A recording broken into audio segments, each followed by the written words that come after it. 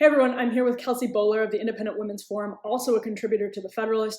Kelsey, I want to talk to you about President Trump's speech today, which I think is really, really interesting because we've known that Donald Trump wages or actually fights in the culture war unlike any Republican politician ever has. But I think he took it up a notch today. In a speech at the National Archives, he said, quote, "The left would love to rip down Mount Rushmore," and then he went after the education system, but in very specific ways. He actually called out the New York Times' 1619 project and said it was designed, quote, "to teach our children we were founded on the principle of oppression rather than freedom." I'm going to hit you with one more quote from today. He said that the, quote, "mob in the street has been aided by liberal institutions, the academies, and, quote, corporations." This is a big deal. I think it's very much the logical next step for a culture war president like Donald Trump to take. But at the same time, can you remember ever hearing a prominent Republican politician talk like this? No, and we have to remember this was framed as a speech about education. And what other president in U.S. history is going to bring in the culture war to a speech like this? But that just shows that President Trump is in touch with this moment, as are so many Americans who, because of the 1619 project and the riots that consumed our cities this summer, we can no longer live in denial about what our public education system is teaching our children.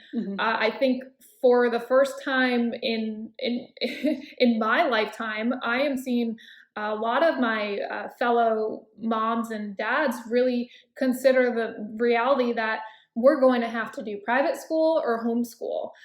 So the education landscape is going to have permanent changes because of all this, and it's not going back. Yeah, and I also have to wonder if this is indicative of the Republican Party as a whole shifting. Has Donald Trump initiated a shift in the Republican Party to one that's going to address the culture war, to one that's, because something interesting about this is that New York Times has been excessively liberal for decades, and Republican politicians have griped about it. Academies have been liberal for decades, and Republican politicians have griped about it.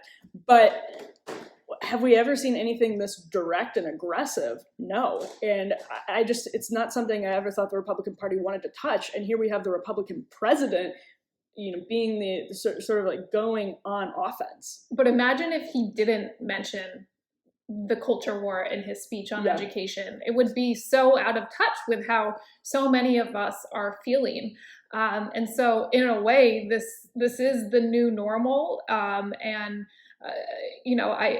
can't imagine him giving a speech on education where he wouldn't bring up the fact that the mobs are really being fueled by our public education system that is teaching our children to hate this country. And what a shame that is. Yeah, right. And it's to me, yes, this moment in our culture feels more intense and perilous than I think a lot of people have ever felt in this country. It feels like the cultural tensions are heightened in a way that we have not experienced before. So it does make sense that a Republican president would be having this conversation. But I think the instructive side-by-side that a lot of people always turn to is like, could you ever see President Mitt Romney talking this way? And when we're talking about the culture war, the Republican position, and by the way, conservatives are technically always on defense in the culture war because progressives are trying to, by definition, make progress, which means they're trying to attack the institutions. So that's just a little side point. But Republicans in the culture war always are so sensitive with their language. They're afraid to be blunt. And I think that sort of sensitivity and tiptoeing mentality is what has cost our culture a lot of defeats from the radical left. And the way Donald Trump talks about this stuff, let's look at this quote again. He goes after the New York Times 1619 project and says it was designed to teach our children we were founded on the principle of oppression rather than freedom. He said he actually singled out the Smithsonian for saying that hard work, self-reliance, respect of authority are aspects of, quote, whiteness. Quote, "It is offensive and outrageous to Americans of every ethnicity." He called it, quote, child abuse. He said child abuse. viewing everything through the lens of race, critical race theory seeks to impose a, quote, new segregation.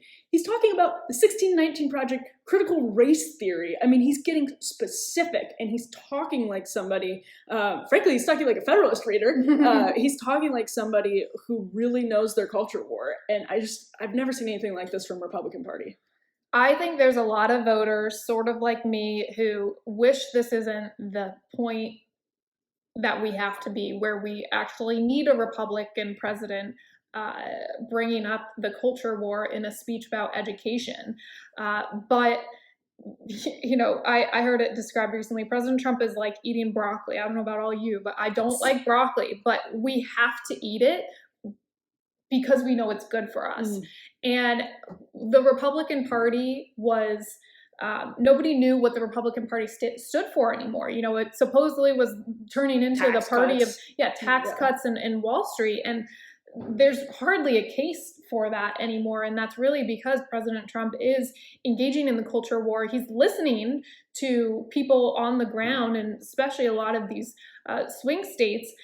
He's looking at the reaction to a lot of these riots. He's watching the media try to gaslight us into thinking that they're peaceful, and he's responding. He, you know, his rhetoric is, he goes on the attack.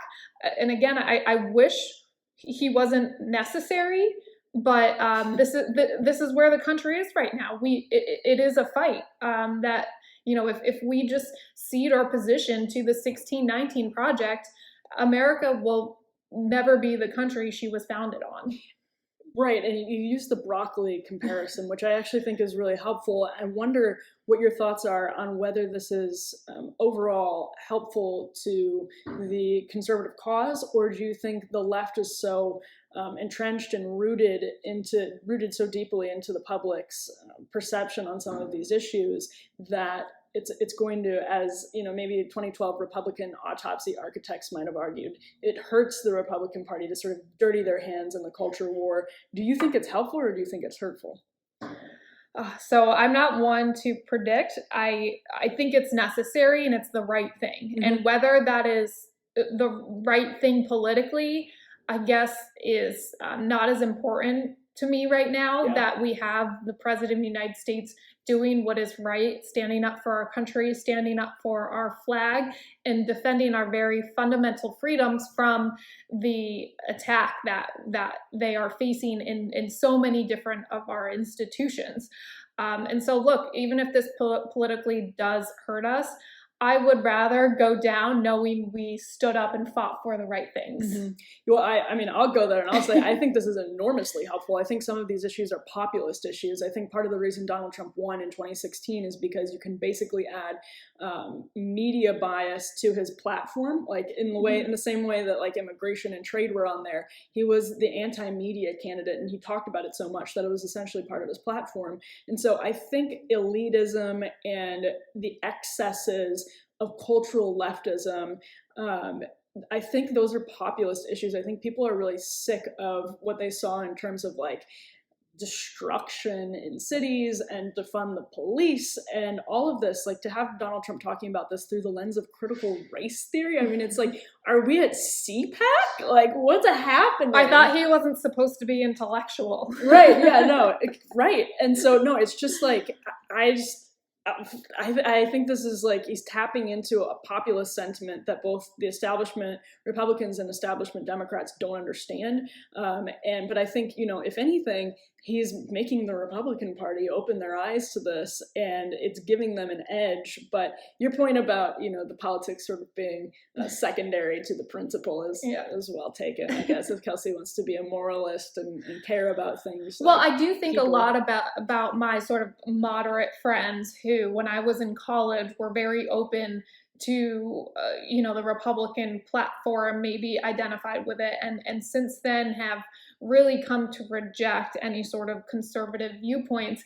And I can't help but think that's more based on President Trump's personality than it is on our platform. So in that regard, is President Trump's personality, are his tweets ultimately harmful to the Republican Party, perhaps because it's repelling those type of moderate voters away. But in the long term, so long as he is fighting for the right principles and the right policies, then ultimately I do think there is a very bright future.